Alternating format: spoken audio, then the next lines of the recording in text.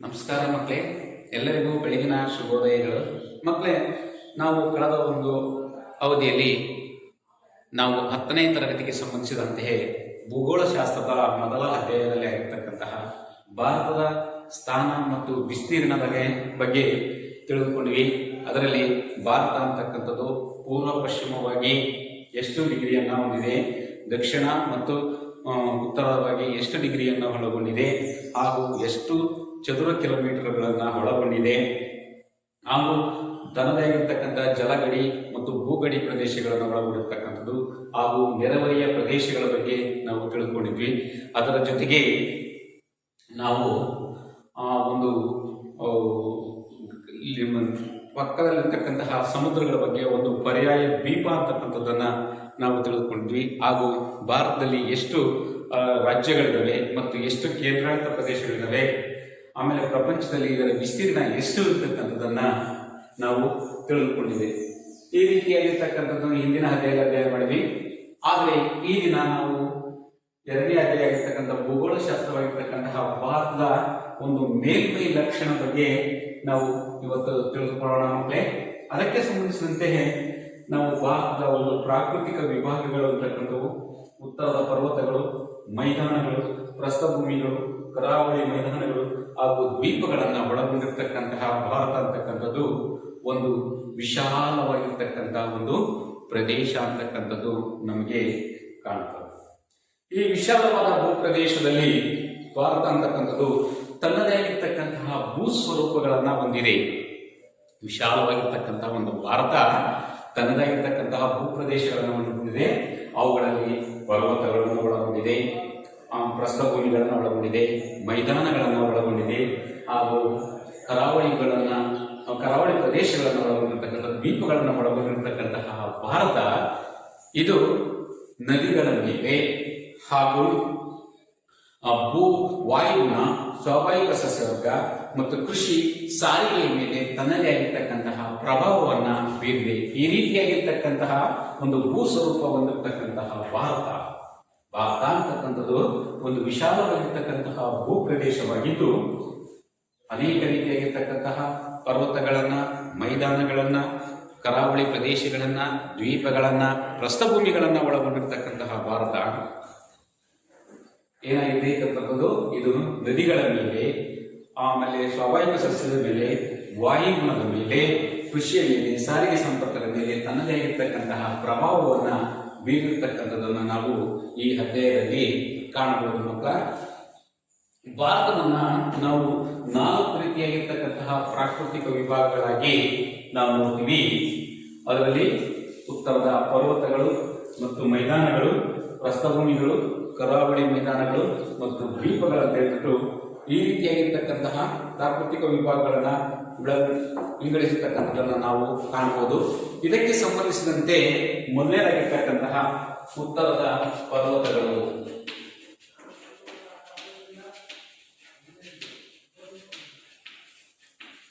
ಉತ್ತರದ ಪರ್ವತಗಳು ಅಂತಕ್ಕಂಥದ್ದು ಸಾಮಾನ್ಯವಾಗಿ ಇದು ಭಾರತದ ಉತ್ತರದ ಬೆಳೆಗೆ ಸಂಬಂಧಿಸಿದಂತೆ ವಿಸ್ತಾರವಾಗಿ ಅತ್ಯಂತ ಎತ್ತರವಾಗಿರ್ತಕ್ಕಂತಹ ಶಿಖರಗಳನ್ನ, ಪರ್ವತಗಳನ್ನ, ಕಣಿವೆಗಳನ್ನ ಮತ್ತು ಘಾಟಿಗಳನ್ನ ಒಳಗೊಂಡಿರ್ತಕ್ಕಂಥದ್ದು. ಉತ್ತರದ ಪರ್ವತಗಳು ಅತ್ಯಂತ ಉತ್ತರಕ್ಕೆ ಸಂಬಂಧಿಸಿದಂತೆಯೇ ಎತ್ತರವಾಗಿರ್ತಕ್ಕಂತಹ ಒಂದು ಪರ್ವತ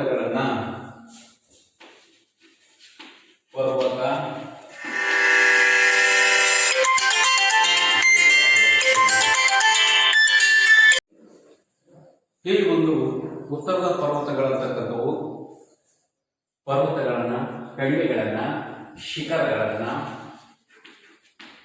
ಹಾಗೂ ಘಾಟಿಗಳನ್ನ ಒಳಗೊಂಡಿರ್ತಕ್ಕಂಥದ್ದನ್ನು ನಾವು ಕಾಣಬಹುದು. ಈ ರೀತಿಯಾಗಿರ್ತಕ್ಕಂತಹ ಒಂದು ಪರ್ವತ ಪ್ರದೇಶ ಉತ್ತರ ಪ್ರದೇಶದಲ್ಲಿ ಅತ್ಯಂತ ಉತ್ತರ ಭಾರತದಲ್ಲಿ ಅತ್ಯಂತ ಕಡಿದಾಗಿರ್ತಕ್ಕಂತಹ ಎತ್ತರವಾಗಿರ್ತಕ್ಕಂತಹ ಶಿಖರವನ್ನು ಒಳಗೊಂಡಿರ್ತಕ್ಕಂಥದ್ದು ನಾವು ಕಾಣಬಹುದು. ಈ ಒಂದು ಚಿತ್ರವಾದ ನಕಾಶೆಯಲ್ಲಿ ಇದಕ್ಕೆ ಸಂಬಂಧಿಸಿದಂತೆ ನಾವು ಈ ಒಂದು ಚಿತ್ರದಲ್ಲಿ ಕಾಣುವಂತೆ ಭಾರತದ ನಕಾಶೆಯಲ್ಲಿ ಉತ್ತರದ ಭಾಗದಲ್ಲಿ ಪರ್ವತಗಳಂತಕ್ಕಂಥವು ಹಬ್ಬಿಕೊಂಡಿರ್ತಕ್ಕಂಥದ್ದು ನೋಡಿ. ನೋಡಿ, ಈ ಭಾಗದಿಂದ ಹೇಳಿಬಿಟ್ಟು ಸಿಂಧು ಕಣಿವೆ ಕಾರಣದಿಂದ ಹೇಳಿಬಿಟ್ಟು ಬ್ರಹ್ಮಪುತ್ರ ನದಿವರೆಗೂ ಹರಕೊಂಡಿರ್ತಕ್ಕಂಥದ್ದನ್ನು ನಾವು ನಮ್ಮ ಭಾರತ ನಕಾಶೆಯಲ್ಲಿ ಕಾಣಬಹುದು. ಅದೇ ರೀತಿ ನಮಗೆ ಹೆಚ್ಚಿನ ಮಾಹಿತಿ ಬೇಕಂತಂದ್ರೆ ಇಲ್ಲಿ ಕಾಣಿಸ್ತಿಲ್ಲ ಪಿಂಕ್ ಕಲರ್ ಇಂದ, ಈ ಕಲರ್ ಬಿಟ್ಟು ಬ್ರಹ್ಮಪುತ್ರ ನದಿಯವರೆಗೂ ಸಹ ಈ ಉತ್ತರದ ಒಂದು ಪರ್ವತಗಳಿರ್ತಕ್ಕಂಥವು ಹರಡಿಕೊಂಡಿರ್ತಕ್ಕಂಥದ್ದನ್ನು ನಾವು ಕಾಣಬಹುದು. ಈ ಉತ್ತರದ ಪರ್ವತದಲ್ಲಿ ಅನೇಕ ರೀತಿಯಾಗಿರ್ತಕ್ಕಂತಹ ಪರ್ವತಗಳು, ಶಿಖರಗಳು, ಕಣಿವೆಗಳು ಮತ್ತು ಘಾಟಿಗಳು ಇರ್ತಕ್ಕಂಥವು ಕಂಡು ಬಂದಿರತಕ್ಕಂಥವು. ಇವು ಸುಮಾರು 2400 ಕಿಲೋಮೀಟರ್ ಉದ್ದವನ್ನ ಹೊಂದಿದೆ. ಅದೇ ರೀತಿ 240ರಿಂದ 320 ಕಿಲೋಮೀಟರ್ಗಳಷ್ಟು ಅಗಲವನ್ನ ಒಳಗೊಂಡಿರ್ತಕ್ಕಂಥಷ್ಟು ಅಗಲವನ್ನು ಒಳಗೊಂಡಿರ್ತಕ್ಕಂಥದ್ದನ್ನು ನಾವು ಕಾಣಬಹುದು. ಪಶ್ಚಿಮದಲ್ಲಿ ಅಗಲವಾಗಿದ್ದು ಪೂರ್ವಕ್ಕೆ ಬಂದಂತೆ ಇದು ಅಗಲ ಅಂತಕ್ಕಂಥದ್ದು ಕಡಿಮೆ ಆಗಿರ್ತಕ್ಕಂಥದ್ದನ್ನು ನಾವು ಕಾಣಬಹುದು.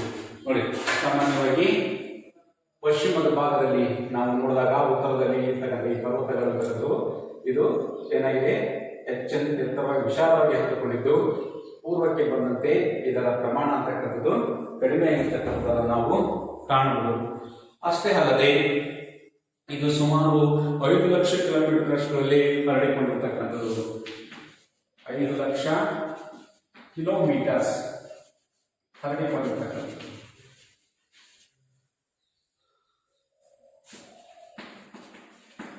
ನೋಡಿ, ಉತ್ತರದ ಪರ್ವತಗಳು ಅತ್ಯಂತ ಎತ್ತರವಾಗಿರ್ತಕ್ಕಂತಹ ಮತ್ತು ವಿಶಾಲವಾಗಿ ಹರಡಿಕೊಂಡಿರ್ತಕ್ಕಂತಹ ಭಾರತದಲ್ಲಿ ಉತ್ತರದ ಪರ್ವತಗಳನ್ನು ನಾವು ನೋಡಿದಾಗ ಆ ಪರ್ವತಗಳಲ್ಲಿ ಅತ್ಯಂತ ಎತ್ತರವಾಗಿರ್ತಕ್ಕಂತಹ ಪರ್ವತಗಳು, ಕಣಿವೆಗಳು, ಶಿಖರಗಳನ್ನ, ಘಾಟಿಗಳನ್ನ ಒಳಗೊಂಡಿರ್ತಕ್ಕಂಥದ್ದನ್ನು ನಾವು ಕಾಣಬಹುದು. ಇದು ಯಾವ ರೀತಿ ಹರಡಿಕೊಂಡಿದೆಯಪ್ಪ ಅಂತಂದ್ರೆ, ಸಾಮಾನ್ಯವಾಗಿ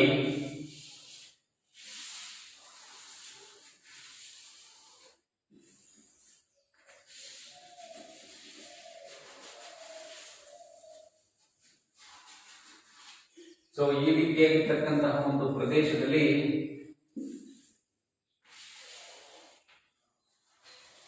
ಉತ್ತರದಲ್ಲಿ ಸಿಂಧೂ ನದಿಯಿಂದ ಹರಿದುಕೊಂಡು ಪಶ್ಚಿಮದಲ್ಲಿ ಎಲ್ಲಿವರೆಗೂ ಹರಿದುಕೊಂಡಿದೆ, ಪಶ್ಚಿಮದಲ್ಲಿ ಸಿಂಧೂ ನದಿಯ ಒಂದು ಪ್ರದೇಶದಿಂದ ಹಿಡಿದುಬಿಟ್ಟು ಬ್ರಹ್ಮಪುತ್ರ ನದಿಯವರೆಗೂ ಸಹ ಹರಡಿಕೊಂಡಿರ್ತಕ್ಕಂಥದ್ದನ್ನು ನಾವು ಕಾಣಿಕೊಳ್ಳಬಹುದು. ಇದರ ಒಂದು ಉದ್ದ 2004 ಕಿಲೋಮೀಟರ್ ಉದ್ದ ಅಂತ ಹೇಳಿದ್ರೆ, ಅಗಲ 240ರಿಂದ 320 ಕಿಲೋಮೀಟರ್ಗಳಷ್ಟು ಅಗಲ ಆಗಿರುತ್ತದೆ. ಒಟ್ಟು ಇದು 5 ಲಕ್ಷದವರೆಗೂ ಸಹ ಇದರ ವ್ಯಾಪ್ತಿ ಅಂತಕ್ಕಂಥದ್ದನ್ನು ನಾವು ಚದರ ಕಿಲೋಮೀಟರ್ ಕಳ್ಕೊಂಡಿದೆ. ಭಾರತಕ್ಕೆ ಕಡೆಗೆ ಬಂದಂತೆಯೇ ದಕ್ಷಿಣ ಕಡೆಗೆ ಬಂದಂತೆಯೇ ಇದು ಕಡಿದಾಗಿ ಇಳಿಜಾರಾಗಿದ್ದು, ನೇಪಾಳದ ಕಡೆಗೆ ಬಂದಂತ ಸಂದರ್ಭದಲ್ಲಿ ಇದರ ಒಂದು ಪ್ರಮಾಣ ಅಥವಾ ಇದರ ಒಂದು ಪ್ರಭಾವ ಅಂತಕ್ಕಂಥದ್ದು ಕಡಿಮೆ ಆಗಿರ್ತಕ್ಕಂಥದ್ದನ್ನು ನಾವು ಕಿರಿದಾಗಿರ್ತಕ್ಕಂಥದ್ದನ್ನು ನೋಡಬಹುದು. ಅಷ್ಟೇ ಉತ್ತರ ಪರ್ವತದಲ್ಲಿ 3 ರೀತಿಯಾಗಿರ್ತಕ್ಕಂತಹ ಸಮಾನಾಂತರಗಳ ಶ್ರೇಣಿಗಳನ್ನು ಒಳಗೊಂಡಿರ್ತಕ್ಕಂಥದ್ದನ್ನು ನಾವು ಕಾಣಬಹುದು. ನೋಡಿ ಮಕ್ಕಳ, ಸಾಮಾನ್ಯವಾಗಿ ಉತ್ತರ ಪರ್ವತಗಳು ಅತ್ಯಂತ ಎತ್ತರವಾಗಿರ್ತಕ್ಕಂತಹ ಪರ್ವತ ಶ್ರೇಣಿಗಳನ್ನು ಒಳಗೊಂಡಿರ್ತಕ್ಕಂಥದ್ದು. ಇದು ಸಾಮಾನ್ಯವಾಗಿ ಈ ಒಂದು ಸಿಂಧೂ ನದಿಯ ಕಂದರದಿಂದ ಬ್ರಹ್ಮಪುತ್ರಿಯ ನದಿಯ ಒಂದು ಕಂದರದಲ್ಲಿ ಹರಡಿಕೊಂಡಿರ್ತಕ್ಕಂಥ ಒಂದು ಪ್ರದೇಶ. ಅತ್ಯಂತ ಎತ್ತರವಾಗಿರ್ತಕ್ಕಂತಹ ಪರ್ವತಗಳನ್ನ, ಶಿಖರಗಳನ್ನ, ಕಣಿವೆಗಳನ್ನ ಮತ್ತು ಘಾಟಿ ಹಿಮನದಿ ಪ್ರದೇಶಗಳನ್ನು ಸಹ ಒಳಗೊಂಡಿರ್ತಕ್ಕಂಥದ್ದನ್ನು ನಾವು ಕಾಣಬಹುದು. ಈ ರೀತಿಯಾಗಿರ್ತಕ್ಕಂತಹ ಒಂದು ಪ್ರದೇಶದಲ್ಲಿ ಇದರ ಒಂದು ಉದ್ದ ಅಂತಕ್ಕಂಥದ್ದು ಸುಮಾರು 2500 ಕಿಲೋಮೀಟರ್ ಅಷ್ಟು ಉದ್ದವನ್ನು ಒಳಗೊಂಡಿದೆ. ಇದರ ಒಂದು ಅಗಲ 240ರಿಂದ 320ರವರೆಗೂ ಅಗಲವಾಗಿದೆ. ಒಟ್ಟು ಇದರ ಒಂದು ಶಿಖರದ ಒಂದು ವಿಶಾಲತೆ ವ್ಯಾಪ್ತಿ ಅಂತಕ್ಕಂಥದ್ದು 5 ಲಕ್ಷ ಕಿಲೋಮೀಟರ್ವರೆಗೂ ವಿಸ್ತಾರವಾಗಿರ್ತಕ್ಕಂಥದ್ದನ್ನು ನಾವು ಕಾಣಬಹುದು.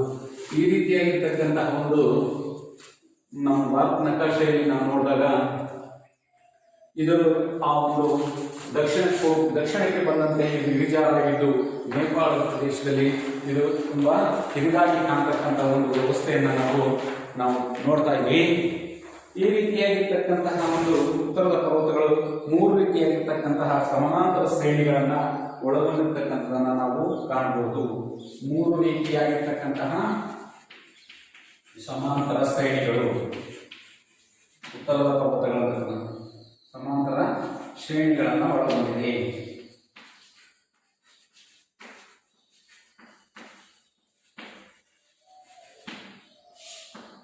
ಅವುಗಳಲ್ಲಿ ಮಹಾ ಹಿಮಾಲಯ,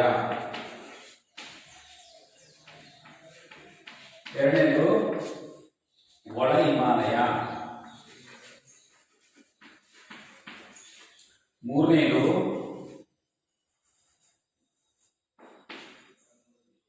ಶಿವಾಲಿಕ್ ಬೆಟ್ಟಗಳು. ಶಿವಾಲಿಕ್ ಬೆಟ್ಟಗಳಂತಕ್ಕಂಥವು ಮೂರು ರೀತಿಯಾಗಿರ್ತಕ್ಕಂತಹ ಒಂದು ಶ್ರೇಣಿಗಳನ್ನು ಒಳಗೊಂಡಿರ್ತಕ್ಕಂಥದ್ದನ್ನು ನಾವು ಕಾಣಬಹುದು. ಸಮಾಂತರ ಭಾರತದ ಉತ್ತರದ ಪರ್ವತಗಳಲ್ಲಿ ನಾವು ಪ್ರಾಕೃತಿಕ ಮೊದಲನೇದಾಗಿರ್ತಕ್ಕಂಥದ್ರಲ್ಲಿ ಎಷ್ಟು ರೀತಿಯಾಗಿರ್ತಕ್ಕಂತಹ ಒಂದು ಸಮಾಂತರ ಶ್ರೇಣಿಗಳನ್ನು ಒಳಗೊಂಡಿದೆ ಅಂದರೆ ಮೂರು ರೀತಿಯಾಗಿರ್ತಕ್ಕಂತಹ ಸಂಸ್ಥೆ. ಒಂದು ಮಹಾ ಹಿಮಾಲಯ, ಒಳ ಹಿಮಾಲಯ, ಶಿವಾಲಿಕ್ ಬೆಟ್ಟಗಳು ಅಂತಕ್ಕಂಥದ್ದನ್ನ ನಾವು ಇದು ಒಂದು ಕಾಣಬಹುದು. ಈ ರೀತಿಯಾಗಿರ್ತಕ್ಕಂತಹ ಸಮಾನಾಂತರ ಶ್ರೇಣಿಗಳನ್ನ ಕಾಣಬಹುದು ಅಂತಕ್ಕಂಥದ್ದು. ಈಗ ನಾವು ಉತ್ತರದ ಪರ್ವತಕ್ಕೆ ಸಂಬಂಧಿಸಿದಂತೆ ಮೊದಲನೇದಾಗಿರ್ತಕ್ಕಂತಹ ಮಹಾ ಹಿಮಾಲಯ ಅಂತಕ್ಕಂಥದ್ದನ್ನ ಮಹಾ ಹಿಮಾಲಯ ನೋಡೋಣ. ಈ ಮಹಾ ಹಿಮಾಲಯ ಅಂತಕ್ಕಂಥದ್ದು ಸಾಮಾನ್ಯವಾಗಿ ನಾವು ನೋಡ್ತಕ್ಕಂಥದ್ದು ಇದರ ಅತಿ ಎತ್ತರವಾಗಿರ್ತಕ್ಕಂತಹ ಸರಣಿಗಳನ್ನು ಒಳಗೊಂಡಿರ್ತಕ್ಕಂಥದ್ದು. ಸಮುದ್ರ ಮಟ್ಟದಿಂದ ಸುಮಾರು 6100 ಕಿಲೋಮೀಟರ್ ಅಂತಕ್ಕಂಥದ್ದು ಎತ್ತರದಲ್ಲಿದೆ. ಅತಿ ಎತ್ತರವಾದ ಸರಣಿಗಳನ್ನ ಹೊಂದಿದೆ. ಎತ್ತರವಾಗಿರ್ತಕ್ಕ ಸರಣಿಯನ್ನ ಹೊಂದಿದೆ. ಇದು ಸಮುದ್ರ ಮಟ್ಟದಿಂದ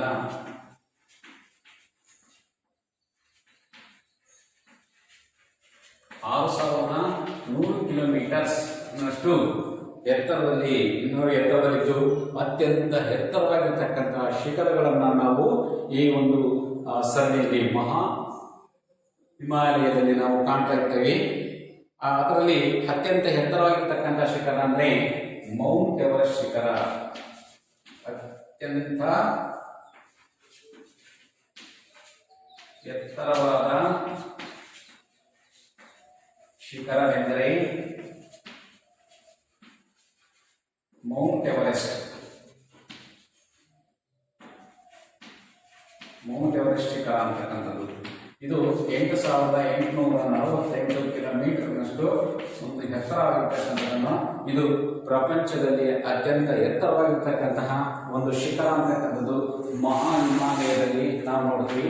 ಇದು ಭಾರತದ ನಕಾಶೆಯನ್ನು ನೋಡಿದಾಗ ಮೌಂಟ್ ಎವರೆಸ್ಟ್ ಶಿಖರ ಅಂತಕ್ಕಂಥದ್ದು ಮಕ್ಕಳ ಇಲ್ಲಿ ಕಂಡು ಬರ್ತಾ ಇದೆ. ಇದು ಪ್ರಪಂಚದಲ್ಲಿ ಅತ್ಯಂತ ಎತ್ತರವಾಗಿರ್ತಕ್ಕಂಥದ್ದು. ನಾವು ಸಂಬಂಧಿರ್ತಕ್ಕಂಥದ್ದು ಹಿಮಾಲಯ ಪರ್ವತದಲ್ಲಿ ಮೂರು ಭಾಗಗಳಲ್ಲಿ ಸರಣಿಗಳಲ್ಲಿ ಒಂದನೇದು ಮಹಾ ಹಿಮಾಲಯ, ಒಳ ಹಿಮಾಲಯ, ಶಿವಾಲಿಕ್ ಶ್ರೇಣಿಗಳು ಅಂತ ಹೇಳ್ಬಿಟ್ಟು ಕರಿತೀವಿ. ಈ ಒಂದು ಮೌಂಟ್ ಎವರೆಸ್ಟ್ ಅಂತಕ್ಕಂಥದ್ದು ಪ್ರಪಂಚದಲ್ಲಿ ಅತ್ಯಂತ ಎತ್ತರವಾಗಿರ್ತಕ್ಕಂತಹ ಒಂದು ಶಿಖರವಾಗಿದ್ದು, ಇತರ ಶಿಖರಗಳೆಂದರೆ ನಂಗಾ ಪರ್ವತ, ಕಾಂಚನಜಂಗ ಮತ್ತು ಧವಳಗಿರಿ ಹಾಗೂ ಮಾಕ್ಲು ಅಂತಕ್ಕಂತಹ ಒಂದು ಪರ್ವತಗಳನ್ನು ಸಹ ಇದರಲ್ಲಿ ಕಾಣಬಹುದು. ಇತರ ಶಿಖರಗಳೆಂದರೆ ಯಾವ್ಯಾವು? ಕಾಂಚನಜಂಗ,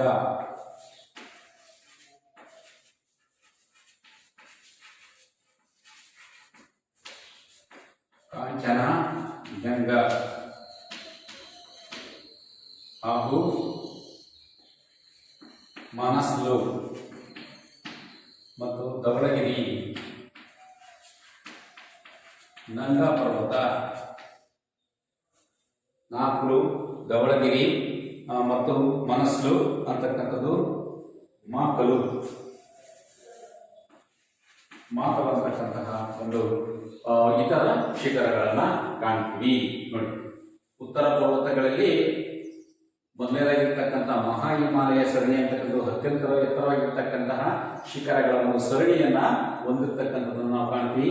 ಸಮುದ್ರ ಮಟ್ಟದಿಂದ ಸುಮಾರು 6000 ಕಿಲೋಮೀಟರ್ದಿಂದ ಎತ್ತರದಲ್ಲಿರ್ತಕ್ಕಂತಹ ಅತ್ಯಂತ ಎತ್ತರವಾಗಿರ್ತಕ್ಕಂತಹ ಶಿಖರ ಅಂದ್ರೆ ಮೌಂಟ್ ಎವರೆಸ್ಟ್ ಶಿಖರ ಅಂತಕ್ಕಂಥದ್ದು. ಇದು ಪ್ರಪಂಚದಲ್ಲಿ ಅತಿ ದೊಡ್ಡದಾಗಿರ್ತಕ್ಕಂತಹ ಶಿಖರ. ಇತರ ಶಿಖರಗಳೆಂದರೆ ಕಾಂಚನಜಂಗ, ಮನಸ್ಲು, ಧವಳಗಿರಿ, ಮಾಕಲು ಅಂತಕ್ಕಂಥದ್ದು ಈ ಒಂದು ಇಲ್ಲಿ ಕಂಡು ಬರ್ತಕ್ಕಂಥ ಇತರ ಸರಣಿಗಳಾಗಿರ್ತಕ್ಕಂಥದ್ದು. ಈ ಸರಣಿಯಲ್ಲಿ ವರ್ಷವೆಲ್ಲ ಹಿಮದಿಂದ ಆವೃತವಾಗಿರುವುದರಿಂದ ಇದನ್ನ ಹಿಮಾದ್ರಿ ಅಂತ ಹೇಳ್ಬಿಟ್ಟು ಕರಿತೀವಿ. ವರ್ಷವೆಲ್ಲ ಹಿಮದಿಂದ ಆವೃತವಾಗಿರುವುದರಿಂದ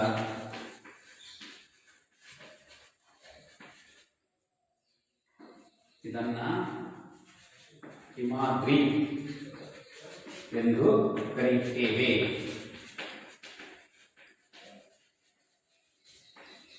ಏನಂತ ಕರಿತೀವಿ? ಹಿಮಾದ್ರಿ ಅಂತ ಹೇಳ್ಬಿಟ್ಟು ಕರಿತೀವಿ. ಇದು ಅನೇಕ ನದಿಗಳ ಉಗಮ ಸ್ಥಾನವಾಗಿದ್ದು ಯಮುನೋತ್ರಿ ಮತ್ತು ಗಂಗೋತ್ರಿ ನದಿಗಳಂತಕ್ಕಂಥವು ಈ ಪ್ರದೇಶದಲ್ಲಿ ಹುಟ್ಟಿರ್ತಕ್ಕಂಥದ್ದನ್ನು ನಾವು ಕಾಣಬಹುದು. ಈಗ ಇದಕ್ಕೆ ಸಂಬಂಧಿಸಿದಂತೆ ಅನೇಕ ಘಾಟಿಗಳನ್ನು ಕಾಣಬಹುದು. ಅವುಗಳಲ್ಲಿ ಭುಜಕಲ್, ಜೋಜೆಲ ಮತ್ತು ಶಿಶ್ಲ ಅಂತಕ್ಕಂತಹ ಅನೇಕ ಘಾಟಿಗಳನ್ನು ಕಾಣಬಹುದು. ಹಿಮದ್ರವ್ಯ ಸರಣಿಗಳಿಂದ ಉತ್ತರಕ್ಕೆ ಕಂಡುಬರುವ ಪರ್ವತಗಳನ್ನು ಹೊರ ಹಿಮಾಲಯಗಳೆಂದು ಬಿಟ್ಟು ಕರಿತೀವಿ. ಇದು ಕಾರಸ್ಕೋಣಿಯೊಳಗಿಟ್ಟು ಕೇಟು ಅಥವಾ ಗಾಡಿನ ಸ್ಟೀನ್ ಅಂತಕ್ಕಂತಹ ಒಂದು ಪ್ರದೇಶ. ನೋಡಿ, ಈ ಒಂದು ಪರ್ವತ ಪ್ರದೇಶಗಳಲ್ಲಿ ನಾವು ನೋಡ್ತಕ್ಕಂಥದ್ದು ಮಹಾ ಹಿಮಾಲಯ ಅಂದ್ರೆ ಮೇಲ್ಭಾಗದಲ್ಲಿ ಕಂಡುಬರ್ತಕ್ಕಂತಹ ಹಿಮಾದ್ರಿಯ ಸರಣಿ ಅಂತಕ್ಕಂಥದ್ದು ಅತ್ಯಂತ ಎತ್ತರವಾಗಿರ್ತಕ್ಕಂತಹ ಸರಣಿಗಳನ್ನ ಕಾಣಬಹುದು. ಇದು ಸಮುದ್ರ ಮಟ್ಟದಿಂದ ಸುಮಾರು 6100 ಕಿಲೋಮೀಟರ್ ಎತ್ತರದಲ್ಲಿದ್ದು ಅತ್ಯಂತ ಎತ್ತರವಾಗಿರ್ತಕ್ಕಂಥ ಶಿಖರ ಅಂತಕ್ಕಂಥದ್ದು ಮೌಂಟ್ ಎವರೆಸ್ಟ್ ಶಿಖರ ಅಂತಕ್ಕಂಥದ್ದು ಇಲ್ಲಿ ಕಂಡುಬರುತ್ತೆ.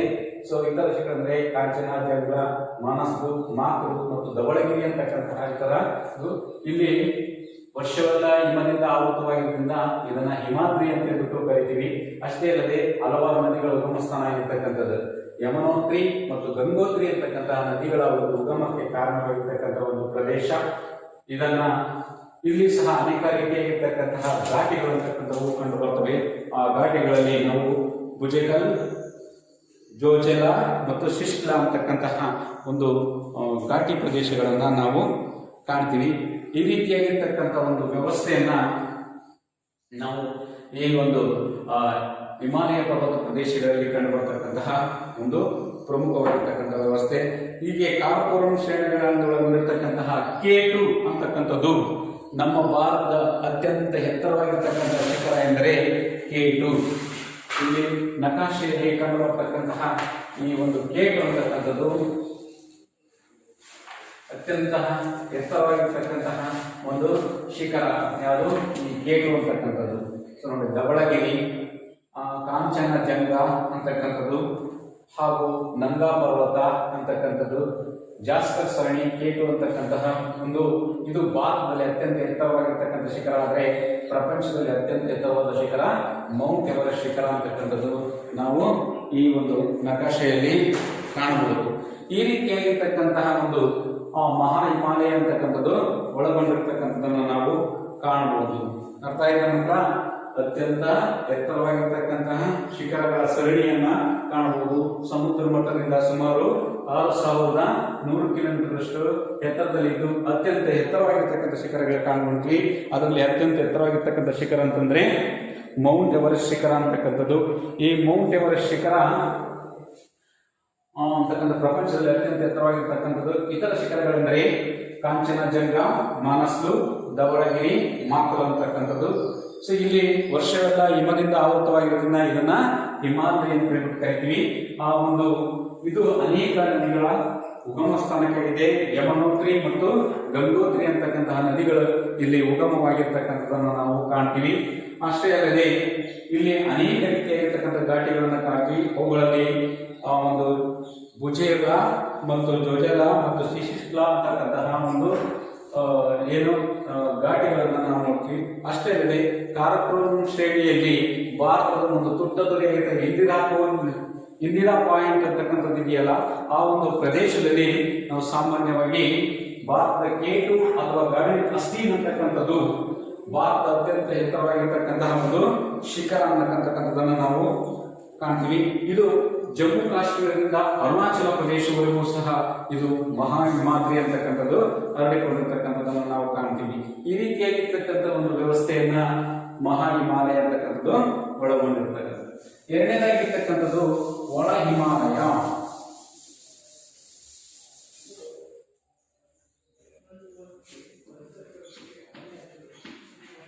ಒಳ ಹಿಮಾಲಯ ಅಂತಕ್ಕಂಥದ್ದು. ಈ ಒಳ ಹಿಮಾಲಯ ಅಂತಕ್ಕಂಥದ್ದು ಸಾಮಾನ್ಯವಾಗಿ ಇದು ಹಿಮಾಲಯದ ಕೆಳಭಾಗದಲ್ಲಿ ನಾವು ಕಂಡುಬರ್ತಕ್ಕಂಥದ್ದು. ಬ್ಯಾಗಲ್ಲಿದೆ ಸರ್, ಬ್ಯಾಗಲ್ಲಿದೆ ಈಗ ನೋಡಿ, ಎಲ್ಲ ಅಲ್ಲೇ ಟೇಬಲ್ ಮೇಲೆ ಒಪ್ಪಿಲ್ಲ ಶ್ರಮ ಇಲ್ಲ ಹಂಗಂದ್ರೆ ಸಿರಪ್ಪ. ಮಹಾ ಹಿಮಾಲಯದ ನಂತರ ಅದರ ಕೆಳಭಾಗದಲ್ಲಿ ಬರ್ತಕ್ಕಂತಹ ಒಂದು ಒಳ ಹಿಮಾಲಯ ಅಂತಕ್ಕಂಥದ್ದು ಮಹಾ ಹಿಮಾಲಯದ ದಕ್ಷಿಣ ಭಾಗದಲ್ಲಿ ಬರ್ತಕ್ಕಂಥದ್ದು. ಇದನ್ನ ಹಿಮಾಚಲ್ ಸರಣಿ ಅಂತ ಹೇಳ್ಬಿಟ್ಟು ಕರಿತೀವಿ. ಮಹಾ ಹಿಮಾಲಯದ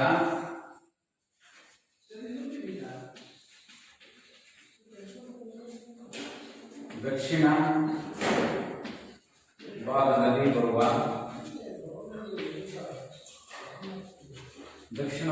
ಬರುವ ಇದನ್ನು ಹಿಮಾಚಲ್ ಸರಣಿ ಅಂತ ಕರೀತಾರೆ. ಹಿಮಾಚಲ್ ಸರಣಿ.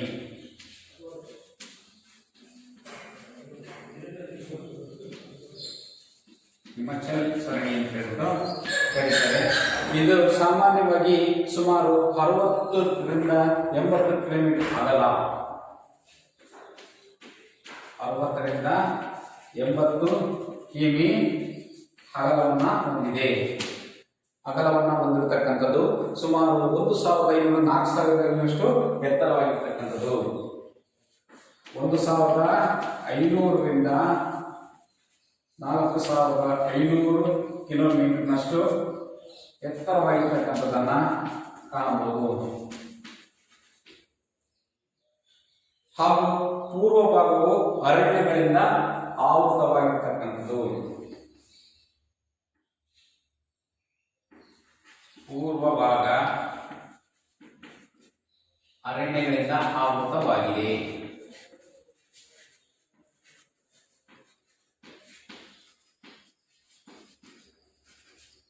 ಪೂರ್ವ ಭಾಗ ಅರಣ್ಯಗಳಿಂದ ಆವೃತವಾಗಿದ್ದು ಇದು ಸುಮಾರು 60ರಿಂದ 80 ಕಿಲೋಮೀಟರ್ ಅಗಲವಾಗಿದ್ದು ಒಂದು ಎತ್ತರವಾಗಿ ಮತ್ತು 1,500ರಿಂದ 4,500 ಏನಾಗಿದೆ ಎತ್ತರವಾಗಿದ್ದು ಪೂರ್ವ ಅರಣ್ಯಗಳು ಅನೇಕ ರೀತಿಯಾಗಿರ್ತಕ್ಕಂಥ ಸಮಾನಾಂತರ ಸರಣಿಗಳಂತಕ್ಕಂಥವು ಕಂಡುಬರುತ್ತದೆ.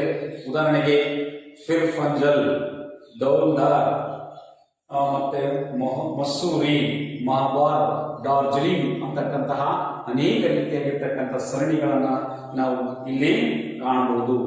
ಈ ಒಂದು ವ್ಯವಸ್ಥೆ ಅಂತಕ್ಕಂಥದ್ದನ್ನ ಎಲ್ಲಿ ಕಂಡುಬರುತ್ತದೆ? ನಮಗೆ ಸಾಮಾನ್ಯವಾಗಿ ಮಹಾ ಹಿಮಾಲಯದ ಕೆಳಭಾಗದಲ್ಲಿರ್ತಕ್ಕಂತಹ ಒಳ ಹಿಮಾಲಯ ಅಂತಕ್ಕಂಥದ್ದು ಇದು ದಕ್ಷಿಣ ಭಾಗದಲ್ಲಿ ಕಂಡುಬರ್ತಕ್ಕಂಥ ಹಿಮಾಚಲ್ ಸರಣಿ ಅಂತ ಹೇಳ್ಬಿಟ್ಟು ಕರೀತಾರೆ ಇದನ್ನ.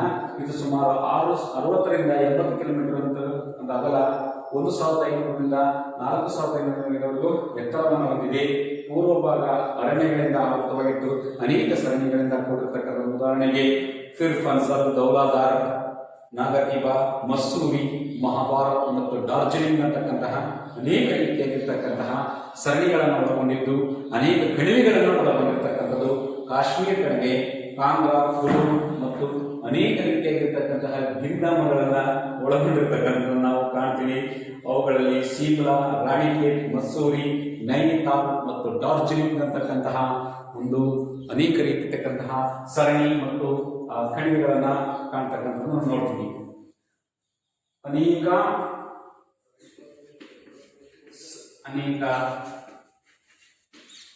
ಸರಣಿ ಕಣಿವೆಗಳನ್ನ, ಗಿರಿಧಾಮಗಳನ್ನ ಮತ್ತು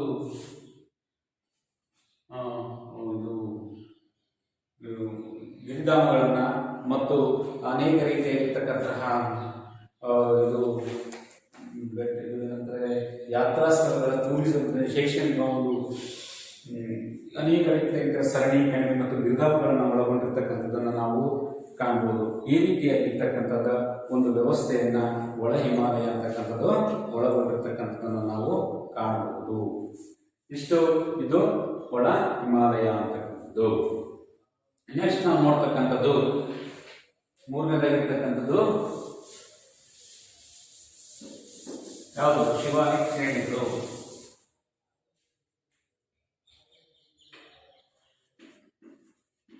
ಒಳ ಹಿಮಾಲಯ.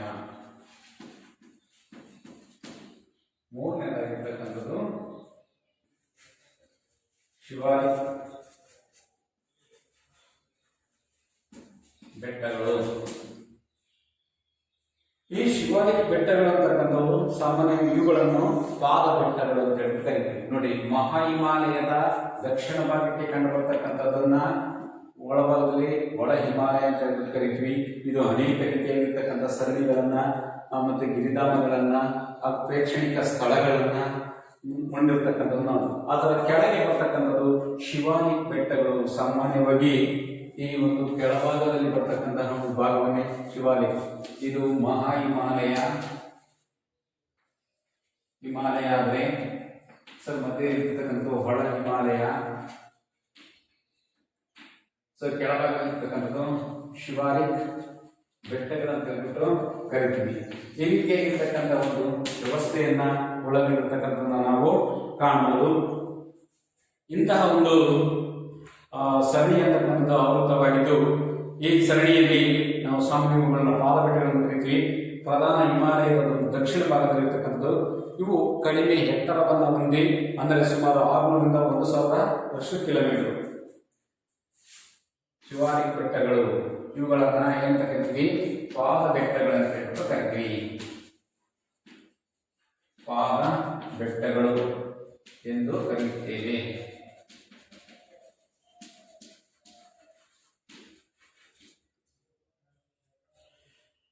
ಹಾಗೆಯೇ ಇವುಗಳು ಸಹ ದಕ್ಷಿಣ ಭಾಗದಲ್ಲಿ ಇರತಕ್ಕಂಥದ್ದನ್ನ ಕಂಡು, ಇವು ಸುಮಾರು 600ರಿಂದ 1500 ಕಿಲೋಮೀಟರ್ಸ್ ನಷ್ಟು ಏನಿದೆ. ಒಂದು ಅಗಲ 6500 ಕಿಲೋಮೀಟರ್ ಅಂತಂದ್ರೆ ಎತ್ತರ. ಅದೇ ರೀತಿ ಇದು ಸಾಮಾನ್ಯವಾಗಿ 15ರಿಂದ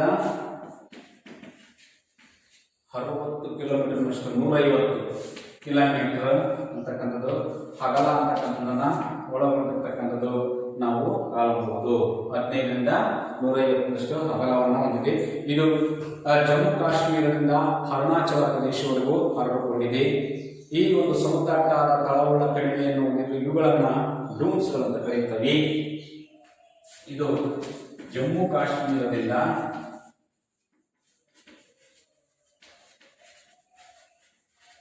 ಅರುಣಾಚಲ ಪ್ರದೇಶದವರೆಗೆ ಹರಡಿಕೊಂಡಿದೆ.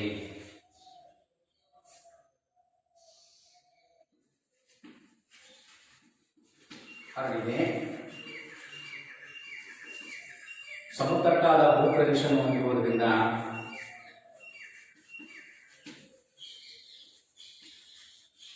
ಭೂಪ್ರದೇಶ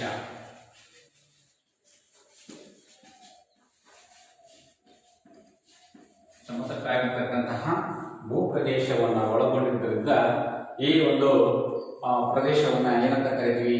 ಡೂನ್ಗಳಂತ ಹೇಳ್ಬಿಟ್ಟು ಕರಿತೀವಿ. ಆದ್ದರಿಂದ ಇದನ್ನ ಏನಂತ ಕರಿತೀವಿ? ಡೂನ್. ಉದಾಹರಣೆಗೆ ಡೆಹ್ರಾಡೂನ್ ಅಂತಕ್ಕಂಥದ್ದು ನಮಗೆ ಕಾಣಿಸುತ್ತೆ. ಈ ರೀತಿಯಾಗಿರ್ತಕ್ಕಂಥ ಒಂದು ವ್ಯವಸ್ಥೆಯನ್ನ ಶಿವಾಲಿಕ್ ಬೆಟ್ಟಗಳಂತಕ್ಕಂಥವು ತಾವು ಪಾದಬೆಟ್ಟಗಳಾಗಿ ಹೊರಹೊಮ್ಮಿದ್ದು ಸುಮಾರು 600ರಿಂದ 1000 ಕಿಲೋಮೀಟರ್ನಷ್ಟು ಎತ್ತರವಾಗಿರ್ತಕ್ಕಂಥದ್ದು. ಈ ಒಂದು ಇದು ಸುಮಾರು 15ರಿಂದ 150 ಕಿಲೋಮೀಟರ್ ಅಗಲ ಮತ್ತು ಜಮ್ಮು ಕಾಶ್ಮೀರದಿಂದ ಅರುಣಾಚಲ ಪ್ರದೇಶವರೆಗೂ ಹರಡಿಕೊಂಡಿದ್ದು ಸಮತಟ್ಟಾಗಿರ್ತಕ್ಕಂಥ ಭೂಪ್ರದೇಶಗಳನ್ನು ಹೊಂದಿದ್ದರಿಂದ ಇದನ್ನು ಡೂನ್ಗಳಂತ ಹೇಳ್ಬಿಟ್ಟು ಕರೀತೀವಿ. ಹಾಗಾದರೆ ಈ ಒಂದು ಹಿಮಾಲಯ ಪರ್ವತದ ಒಂದು ಪ್ರಾಮುಖ್ಯತೆ ಏನು ಅಂತಕ್ಕಂಥದ್ದನ್ನು ನೋಡೋಣ.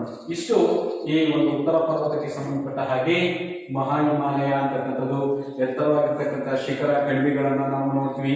ಅದರಲ್ಲಿ ಮೌಂಟ್ ಎವರೆಸ್ಟ್ ಶಿಖರ ಅಂತಕ್ಕಂಥದ್ದು ಮತ್ತು K2 ಗಾಡಿನ ಅಶ್ವಿನ್ ಅಂತಕ್ಕಂಥದ್ದು. ಸೊ ಒಳ ಹಿಮಾಲಯ ಅಂತಕ್ಕಂಥದ್ದನ್ನ ಹಿಮಾಚಲ್ ಅಂತ ಹೇಳ್ಬಿಟ್ಟು ಕರಿತೀವಿ. ಇಲ್ಲಿ ಸಾಮಾನ್ಯವಾಗಿ ಅನೇಕವಾಗಿರ್ತಕ್ಕಂಥ ಸುಂದರವಾಗಿರ್ತಕ್ಕಂತಹ ಕಣಿವೆಗಳು, ಯಾತ್ರಾ ಸ್ಥಳಗಳು ಅಂತಕ್ಕಂಥವು ನಾವು ಕಾಣ್ತೀವಿ. ಶಿಮ್ಲಾ, ಡಾರ್ಜಿಲಿಂಗ್ ಅಂತಕ್ಕಂಥ ಪ್ರೇಕ್ಷಣಿಕ ಸ್ಥಳಗಳನ್ನ ಕಾಣ್ತೀವಿ. ಶಿವಾಲಿಕ್ ಬೆಟ್ಟಗಳಂತಕ್ಕಂಥವು ಇವು ಪಾದ ಬೆಟ್ಟಗಳಂತ ಹೇಳ್ಬಿಟ್ಟು ಕರಿತೀವಿ. ಮತ್ತು ಇವುಗಳನ್ನ ಡೂನ್, ಸಮತಟ್ಟಾದ ಭೂಪ್ರದೇಶ ಹೊಂದಿರೋದ್ರಿಂದ ಡೂನ್ಗಳಂತ ಹೇಳ್ಬಿಟ್ಟು ಕರಿತೀವಿ.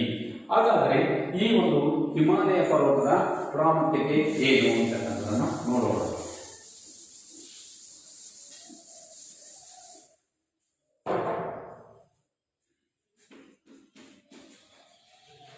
ಹಿಮಾಲಯ ಪರ್ವತದ ಪ್ರಾಮುಖ್ಯತೆ.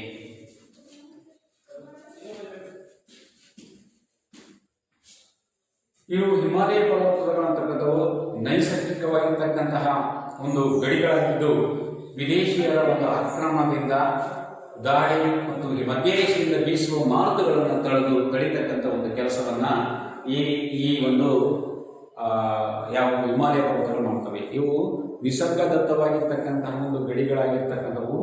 ಇವುಗಳು ಏನ್ ಮಾಡ್ತವೆ ಅಂತಂದ್ರೆ ಮಧ್ಯ ಏಷ್ಯಾದಿಂದ ಬೀಸತಕ್ಕಂತಹ ಗಾಳಿಗಳನ್ನ ತಡಿತಕ್ಕಂಥದ್ದು ಮತ್ತು ವಿದೇಶಿಯರ ಗಾಳಿಯನ್ನು ಸಹ ತಡಿತಕ್ಕಂಥದ್ದು.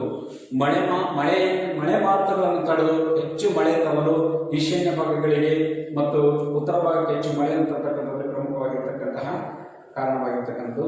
ಹಾಗೆ ಇಳಿಜಾರಿನಲ್ಲಿ ದಟ್ಟವಾಗಿರ್ತಕ್ಕಂತಹ ಕಾಡುಗಳು ಅಂತಕ್ಕಂಥದ್ದು ಇದು ನೆಡುತುಪ್ಪುಗಳು ತೋಟಗಳನ್ನು ಮಾಡುವುದಕ್ಕೆ ಸೂಕ್ತವಾಗಿರ್ತಕ್ಕಂಥದ್ದು ಹಾಗೂ ಚಹಾ ತೋಟಗಳನ್ನು ಮಾಡುವುದರಲ್ಲಿ ಪ್ರಮುಖವಾಗಿರ್ತಕ್ಕಂತಹ ಪಾತ್ರವನ್ನು ವಹಿಸುತ್ತದೆ. ಅಷ್ಟೇ ಅಲ್ಲದೆ ಅನೇಕ ರೀತಿಯಾಗಿರ್ತಕ್ಕಂತಹ ಖನಿಜಗಳು ಅಂತಕ್ಕಂಥವು ಇಲ್ಲಿ ಲಭಿಸ್ತಾ ಇರತಕ್ಕಂಥದ್ದು.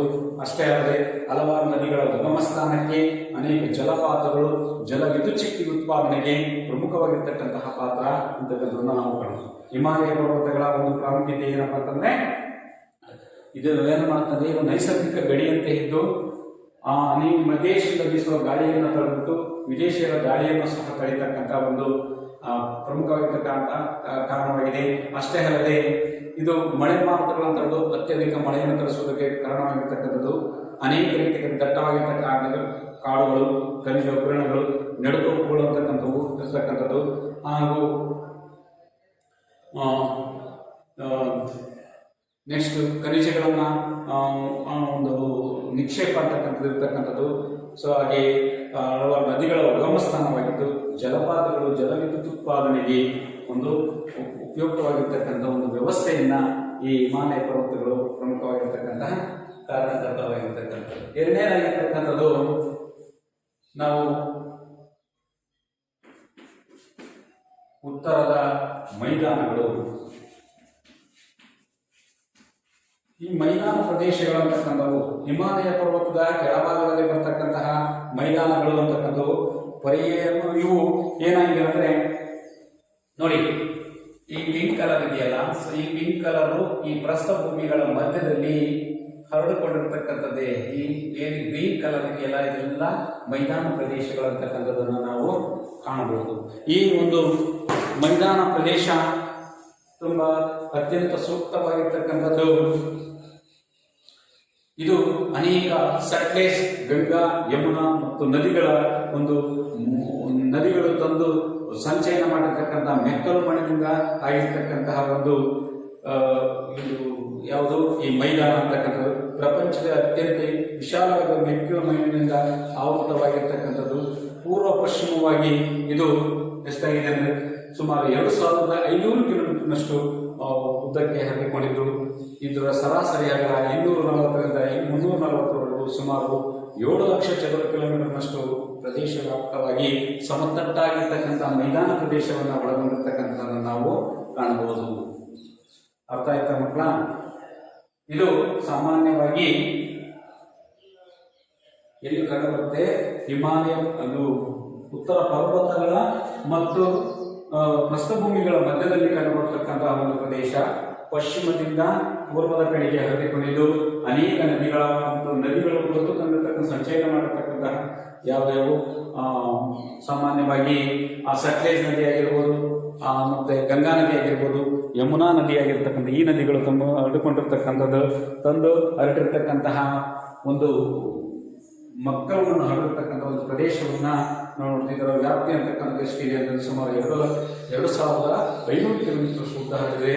ಇದರ ಸರಾಸರಿ ಅಗಲ 240ರಿಂದ 320 ಅಗಲವನ್ನು ಹೊಂದಿರತಕ್ಕಂಥದ್ದನ್ನು ನಾವು ಕಾಣಬಹುದು. ಅಷ್ಟೇ ಅಲ್ಲದೆ ಇದರ ಪ್ರಾಮುಖ್ಯತೆ ವಿಶಾಲವಾಗಿರ್ತಕ್ಕಂತಹ ಮೈದಾನದಲ್ಲಿ ಫಲವತ್ತಾಗಿರ್ತಕ್ಕಂತಹ ಭೂಪ್ರದೇಶವನ್ನು ಮಾಡಿಬಿಟ್ಟು ಕೃಷಿ, ಒಂದು ರಸ್ತೆ, ರೈಲು ಮಾರ್ಗಗಳಿಗೆ ಮತ್ತು ಕೈಗಾರಿಕೆಗಳು ನಗರಕ್ಕೆ ಮತ್ತು ವ್ಯಾಪಾರ ನಗರೀಕರಣ ಆಗೋದಕ್ಕೆ, ವ್ಯಾಪಾರ ಮಾಡೋದಕ್ಕೆ ಪ್ರಮುಖವಾಗಿರ್ತಕ್ಕಂತಹ ಕಾರಣವಾಗಿರ್ತಕ್ಕಂಥದ್ದನ್ನ ನಾವು ಕಾಣಬಹುದು. ನೋಡಿ, ನೆಕ್ಸ್ಟ್ ಇನ್ನೊಂದ್ಸರಿ ಹೇಳ್ತೀನಿ ಮಕ್ಕಳ.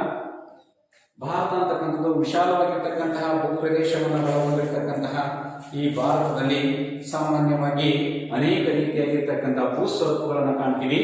ಅವುಗಳಲ್ಲಿ ಉತ್ತರದ ಪರ್ವತಗಳು, ಮೈದಾನಗಳು, ಪ್ರಸ್ಥಭೂಮಿಗಳು, ಕರಾವಳಿ ಮೈದಾನಗಳು ಮತ್ತು ದ್ವೀಪಗಳು ಅಂತಕ್ಕಂಥದ್ದನ್ನು ನಾವು ಕಾಣ್ತೀವಿ. ಭಾರತದಲ್ಲಿ ನಾವು ಸಾಮಾನ್ಯವಾಗಿ ಉತ್ತರದ ಪರ್ವತಗಳು ಅಂತಕ್ಕಂಥ ಅತ್ಯಂತ ಎತ್ತರವಾಗಿರ್ತಕ್ಕಂತಹ ಒಂದು ಉತ್ತರದ ಗಡಿಗೆ ಹೊಂದಿಕೊಂಡಂತೆ ಎತ್ತರವಾಗಿರ್ತಕ್ಕಂತಹ ಶಿಖರ ಪರ್ವತಗಳು ಮತ್ತು ಕಣಿವೆಗಳು, ಘಾಟಿಗಳನ್ನು ಒಳಗೊಂಡಿರ್ತಕ್ಕಂಥದ್ದು. ಇದು ಪಶ್ಚಿಮದ ಸಿಂಧೂ ನದಿಯ ಕಂದರದಿಂದ ಬ್ರಹ್ಮಪುತ್ರ ನದಿಯ ಒಂದು ಕಂದರದವರೆಗೆ ಹರಿದುಕೊಂಡಿರ್ತಕ್ಕಂತಹ ಈ ಒಂದು ಪ್ರದೇಶ ಅಂತಕ್ಕಂಥದ್ದು ಸುಮಾರು 2,000 ಕಿಲೋಮೀಟರ್, 2,400 ಕಿಲೋಮೀಟರ್ ಉದ್ದವನ್ನು ಒಳಗೊಂಡಿದೆ. ಹಾಗೂ ಇವುಗಳ ಅಗಲ ಅಂತಕ್ಕೆ 240ರಿಂದ 320 ಕಿಲೋಮೀಟರ್ ಅಗಲ ಅಂತಕ್ಕಂಥದ್ದು ಹೊಂದಿದೆ. ಪಶ್ಚಿಮದಲ್ಲಿ ಅಗಲವಾಗಿದ್ದು ಪೂರ್ವಕ್ಕೆ ಬಂದಂತೆ ಇದು ಅಗಲ ಅಂತಕ್ಕಂಥ ಕಡಿಮೆಯಾಗಿ ಇಳಿಜಾರಾಗಿ ಕಾಣಿಬಂದಿರತಕ್ಕಂಥದ್ದು. ಇದರ ಒಟ್ಟು ವಿಸ್ತೀರ್ಣ ಅಂದರೆ ಸುಮಾರು 5 ಲಕ್ಷ ಚದುರ ಕಿಲೋಮೀಟರ್ ಅಷ್ಟು ಅಂತಕ್ಕಂಥದ್ದು ಇದರ ವ್ಯಾಪ್ತಿ ಅಂತಕ್ಕಂಥದ್ದು ಉತ್ತರ ಪರ್ವತಗಳಲ್ಲಿ ಹರಡಿಕೊಂಡಿದೆ. ಭಾರತ ಕಡೆಗೆ ದಕ್ಷಿಣಕ್ಕೆ ಬಂದಂತೆಲ್ಲ ಇದರ ಇಳಿಜಾರಾಗಿದ್ದು, ಟಿಬೇಟ್ನ ಕಡೆಗೆ ಹೋದಂತೆಲ್ಲ ಇದು ಏನಾಗಿದೆ ಅಂತಂದ್ರೆ ಬಳಿಗಾಗಿ ಇಳಿಜಾರಾಗಿ ಕಂಡುಬರ್ತಕ್ಕಂಥದ್ದನ್ನು ನಾವು ಕಾಣಬಹುದು. ಸೊ ಈ ರೀತಿಯಾಗಿರ್ತಕ್ಕಂತಹ ಉತ್ತರ ಪರ್ವತಗಳಲ್ಲಿ 3 ರೀತಿಯಾಗಿರ್ತಕ್ಕಂತಹ ಸರಣಿಗಳನ್ನು ಕಾಣ್ತೀವಿ. ಒಂದು ಮಹಾ ಹಿಮಾಲಯ, ಒಳ ಹಿಮಾಲಯ, ಶಿವಾಲಿಕ್ ಬೆಟ್ಟಗಳಂತಕ್ಕಂಥದ್ದನ್ನ ಕಾಣ್ತೀವಿ. ಈ ಒಂದು ಮಹಾ ಹಿಮಾಲಯ ಅಂತಕ್ಕಂಥದ್ದು ಪ್ರಪಂಚದಲ್ಲಿ ಅತ್ಯಂತ ಎತ್ತರವಾಗಿರ್ತಕ್ಕಂತಹ ಸರಣಿಗಳನ್ನು ನಾವು ಕಾಣಬಹುದು. ಸಮುದ್ರ ಮಟ್ಟದಿಂದ ಸುಮಾರು 6,100 ಕಿಲೋಮೀಟರ್ನಷ್ಟು ಎತ್ತರದಲ್ಲಿರ್ತಕ್ಕಂತಹ ಅತ್ಯಂತ ಎತ್ತರವಾದ ಶಿಖರಗಳಲ್ಲಿ ಒಂದಾಗಿರ್ತಕ್ಕಂತಹ ಮೌಂಟ್ ಎವರೆಸ್ಟ್ ಶಿಖರ ಅಂತಕ್ಕಂಥದ್ದು ಪ್ರಪಂಚದಲ್ಲಿ ಅತಿ ಎತ್ತರವಾಗಿರ್ತಕ್ಕಂಥದ್ದು ಸುಮಾರು 8,848 ಮೀಟರ್ನಷ್ಟು ಎತ್ತರವಾಗಿರ್ತಕ್ಕಂಥದ್ದನ್ನು ನಾವು ಕಾಣಬಹುದು. ಇತರ ಶಿಖರಗಳೆಂದರೆ ಕಾಂಚನಜಂಗಾ ಮತ್ತು ಮಾಕಲು ಹಾಗೂ ಧವಳಗಿರಿ, ಮನಸ್ಲು ಅಂತಕ್ಕಂತಹ ಇತರ ಶಿಖರಗಳು ಅಂತಕ್ಕಂಥದ್ದು. ಈ ಸರಣಿಯಲ್ಲಿ ವರ್ಷವೆಲ್ಲ ಹಿಮದಿಂದ ಆವೃತವಾಗಿರೋದ್ರಿಂದ ಇದನ್ನ ಹಿಮಾದ್ರಿ ಅಂತ ಹೇಳ್ಬಿಟ್ಟು ಕರಿತೀವಿ. ಇದು ಅನೇಕ ನದಿಗಳ ಉಗಮ ಸ್ಥಾನವಾಗಿದೆ. ಸಾಮಾನ್ಯವಾಗಿ ಗಂಗೋತ್ರಿ, ಯಮುನೋತ್ರಿ ಅಂತಕ್ಕಂಥ ನದಿಗಳು ಹುಟ್ಟು ಬಂದಿರತಕ್ಕಂಥ ಅನೇಕ ಘಾಟಿಗಳನ್ನು ಕಾಣ್ತೀವಿ. ಈ ಒಂದು ಮಹಾ ಹಿಮಾಲಯದಲ್ಲಿ ಬುರ್ಜಿಲ್, ಜೋಜಲಾ ಮತ್ತು ಶಿಷ್ಕಲ ಅಂತಕ್ಕಂಥದ್ದನ್ನ ಕರಿತೀವಿ. ಹಿಮಾದ್ರಿ ಸರಣಿಯಿಂದ ಉತ್ತರಕ್ಕೆ ಕಂಡುಬರುವ ಪರ್ವತಗಳನ್ನ ಹಿಮಾಲಯಗಳೆಂದು ಹೇಳ್ಬಿಟ್ಟು ಕರಿತೀವಿ. ಕಾರಕೋರಂ ಸರಣಿಗಳನ್ನು ಒಳಗೊಂಡಂತೆಯೇ ಭಾರತದಲ್ಲಿ ಅತ್ಯಂತ ಎತ್ತರವಾಗಿರ್ತಕ್ಕಂತಹ ಶಿಖರ ಅಂದ್ರೆ K2 ಅಥವಾ ಗಾಡ್ವಿನ್ ಅಸ್ಟೀನ್ ಅಂತಕ್ಕಂಥದ್ದು ಅತ್ಯಂತ ಎತ್ತರವಾಗಿರ್ತಕ್ಕಂತಹ ಒಂದು ಶಿಖರ. ಅದೇ ರೀತಿ ಎರಡನೇದಾಗಿರ್ತಕ್ಕಂಥದ್ದು ಹೊಳ ಹಿಮಾಲಯ ಅಂತಕ್ಕಂಥದ್ದು. ಇದು ಮಹಾ ಹಿಮಾಲಯದ ದಕ್ಷಿಣ ಭಾಗವಿದ್ದು ಸುಮಾರು 60ರಿಂದ 80 ಕಿಲೋಮೀಟರ್ನಷ್ಟು ಅಗಲ. 1,500ರಿಂದ 4,500ವರೆಗೂ ಏನಾಗಿದೆ, ಇದು ಎತ್ತರವಾಗಿರ್ತಕ್ಕಂಥ ಪೂರ್ವ ಭಾಗಗಳು ಅರಣ್ಯಗಳಿಂದ ಆವೃತವಾಗಿದ್ದು ಅನೇಕ ಸಮಾನಾಂತರ ಸರಣಿಗಳು ಕಂಡುಬರುತ್ತವೆ. ಫಿರ್ ಫನ್ಸಲ್, ದೌಲದಾರ್, ನಾಗತಿಬಾ, ಮಸ್ಸೂರಿ, ಮಹಾಭಾರತ್ ಮತ್ತು ಡಾರ್ಜಿಲಿಂಗ್ ಅಂತಕ್ಕಂತಹ ಸರಣಿಗಳು ಅನೇಕ ಆಕರ್ಷಣೀಯ ಕಣಿವೆಗಳಾಗಿದ್ದರೆ ಕಾಶ್ಮೀರ ಕಣಿವೆ, ಕುಲು, ಕಾಂಗ್ರಾ ಮತ್ತು ಅನೇಕ ಗಿರಿಧಾಮಗಳು, ಶಿಮ್ಲಾ, ರಾಣಿಕೇತು, ಡಾರ್ಜಿಲಿಂಗ್ ಅಂತಕ್ಕಂತಹ ಗಿರಿಧಾಮಗಳನ್ನು ನಾವು ಕಾಣ್ತೀವಿ. ಅದೇ ರೀತಿ ಮೂರನೇದಾಗಿರ್ತಕ್ಕಂತಹ ಶಿವಾಲಿಕ್ ಬೆಟ್ಟಗಳು ಅಂತಕ್ಕಂಥವು. ಇವುಗಳನ್ನ ಪಾದ ಬೆಟ್ಟಗಳಂತ ಹೇಳ್ಬಿಟ್ಟು ಕರೀತು. ಕಡಿಮೆ ಎತ್ತರವನ್ನು ಹೊಂದಿದ್ದು ಅಂದರೆ ಸುಮಾರು 600ರಿಂದ 1,000 ಕಿಲೋಮೀಟರ್ನಷ್ಟು ಅಗಲ, ಕಿಲೋಮೀಟರ್ನಷ್ಟು ಉದ್ದ ಅಂತಕ್ಕಂಥದ್ದು ಅಂದರೆ ಎತ್ತರ ಅಂತಕ್ಕಂಥ ಅಂದರೆ ಅಗಲ 15ರಿಂದ 150 ಕಿಲೋಮೀಟರ್ನಷ್ಟು ಅಗಲವನ್ನು ಒಳಗೊಂಡಿರತಕ್ಕಂಥದ್ದು. ಜಮ್ಮು ಕಾಶ್ಮೀರದಿಂದ ಅರುಣಾಚಲ ಪ್ರದೇಶವರೆಗೂ ಹೊರಟುಕೊಂಡಿರ್ತಕ್ಕಂಥ ಇವು ಸಮತಟ್ಟಾದ ಭೂಪ್ರದೇಶಗಳಿದ್ದರಿಂದ ಇವುಗಳನ್ನ ಡೂನ್ಗಳೆಂದು ಹೇಳ್ಬಿಟ್ಟು ಕರಿತೀವಿ. ಸೊ ಇದರ ಒಂದು ಪ್ರಾಮುಖ್ಯತೆ ಏನಪ್ಪಾ ಅಂದ್ರೆ ನೈಸರ್ಗಿಕವಾಗಿರ್ತಕ್ಕಂತಹ ಗಡಿಗಳನ್ನ ಒಳಗೊಂಡಿರ್ತಕ್ಕಂತಹ ಇದು ಮಧ್ಯ ಏಷ್ಯಾದಿಂದ ಬೀಸುವತಕ್ಕಂತಹ ಗಾಳಿಗಳನ್ನು ತಡೆದು ಮಳೆಯನ್ನ ನಮಗೆ ತರಿಸ್ತವೆ. ಅಷ್ಟೇ ಅಲ್ಲದೆ ವಿದೇಶಿಯರ ಗಾಳಿಯನ್ನು ತಡೆಗಿರ್ತಕ್ಕಂಥದ್ದು ಹಾಗೂ ಮಳೆ ಮಾರುತಗಳನ್ನು ತಡೆದ್ಬಿಟ್ಟು ಮಳೆಯನ್ನು ತರತಕ್ಕಂಥ ಒಂದು ವ್ಯವಸ್ಥೆಯನ್ನ ಮಾಡತಕ್ಕಂಥದ್ದು. ಹಾಗೆ ನಮಗೆ ಅನೇಕ ಖನಿಜಗಳ ಒಂದು ವಿಕ್ಷೇಪ ಅಂತಕ್ಕಂಥ ಕಂಡು ಬರುತ್ತೆ. ಸೊ ಅನೇಕ ನದಿಗಳ ಉಗಮ ಸ್ಥಾನ ಅಂತಕ್ಕಂಥದ್ದು ಕಂಡು ಬರತಕ್ಕಂಥದ್ದು. ಇದು ಜಲವಿದ್ಯುತ್ ಉತ್ಪಾದನೆ ಮಾಡುವುದಕ್ಕೆ, ಕೃಷಿ ಕೈಗಾರಿಕೆ ಮಾಡುವುದಕ್ಕೆ ಪ್ರಮುಖವಾಗಿರ್ತಕ್ಕಂಥ ಒಂದು ವ್ಯವಸ್ಥೆ ಆಗಿರ್ತಕ್ಕಂಥದ್ದು ನಾವು ಕಾಣಬಹುದು. ಅಷ್ಟೇ ಅಲ್ಲದೆ ಹಿಮಾಲಯ ಪರ್ವತದಲ್ಲಿ ನಾವು ನೋಡ್ತಕ್ಕಂಥದ್ದು ಎರಡನೇದಾಗಿರ್ತಕ್ಕಂಥ ಮೈದಾನ ಪ್ರದೇಶ ಅಂತಕ್ಕಂಥದ್ದು. ಇದು ಹಿಮಾಲಯ ಪರ್ವತಗಳು ಪರ್ಯಾಯ ಪ್ರಸ್ಥಗಳ ಭೂಮಿಯ ನಡುವೆ ಹಂಚಿಕೆಯಾಗಿದ್ದು ಇದು ಸಟ್ಲೇಜ್ ನದಿ, ಗಂಗಾ ಮತ್ತು ಬ್ರಹ್ಮಪುತ್ರ ಈ 3 ನದಿಗಳ ಸಂಚಯದಿಂದ ಕಾರ್ಯದಿಂದ ಒಳಗೊಂಡಿರ್ತಕ್ಕಂಥ ಪ್ರಪಂಚದಲ್ಲಿ ಅತ್ಯಂತ ವಿಶಾಲವಾಗಿರ್ತಕ್ಕಂಥ ಮೆಕ್ಕಲು ಮಣ್ಣಿನಿಂದ ಆವೃತವಾಗಿದ್ದು ಸುಮಾರು 5 ಲಕ್ಷ ಕಿಲೋಮೀಟರ್ನಷ್ಟು 5 ಲಕ್ಷ ಚದರ ಕಿಲೋಮೀಟರ್ನಷ್ಟು ವ್ಯಾಪ್ತಿಯನ್ನು ಪಡೆದುಕೊಂಡಿದೆ. ಇದು ಸರಾಸರಿ ಅಗಲ 240 340 ಈ ರೀತಿಯಾಗಿರ್ತಕ್ಕಂಥ ಮೈದಾನ ಪ್ರದೇಶ ಅಂತಕ್ಕಂಥದ್ದು ನಾವು ಒಳಗೊಂಡಿರ್ತಕ್ಕಂಥ ಕಾಣಬಹುದು. ಮಕ್ಕಳ ಇದಕ್ಕೆ ಸಂಬಂಧಿಸಿದಂತೆ ಕೆಲವು ಪ್ರಶ್ನೆಗಳನ್ನು ಕೊಡ್ತಾ ಇದ್ದೀನಿ. ಅವುಗಳನ್ನು ಬರೆದು ನಿಮ್ಮ ಶಿಕ್ಷಕರೊಂದಿಗೆ ಚರ್ಚಿಸಿ. ಭಾರತ ಪ್ರಾಕೃತಿಕ ವಿಭಾಗಗಳು ಯಾವ್ಯಾವು? ಭಾರತ ಅತ್ಯಂತ ಎತ್ತರವಾಗಿರ್ತಕ್ಕಂಥ ಶಿಖರ ಯಾವುದು? ಪ್ರಪಂಚದ ಅತ್ಯಂತ ಎತ್ತರವಾದ ಶಿಖರ ಯಾವುದು? ಹಿಮಾಲಯ ಪರ್ವತದ ಪ್ರಾಮುಖ್ಯತೆಯನ್ನ ತಿಳಿಸಿ. ನಮಸ್ಕಾರ.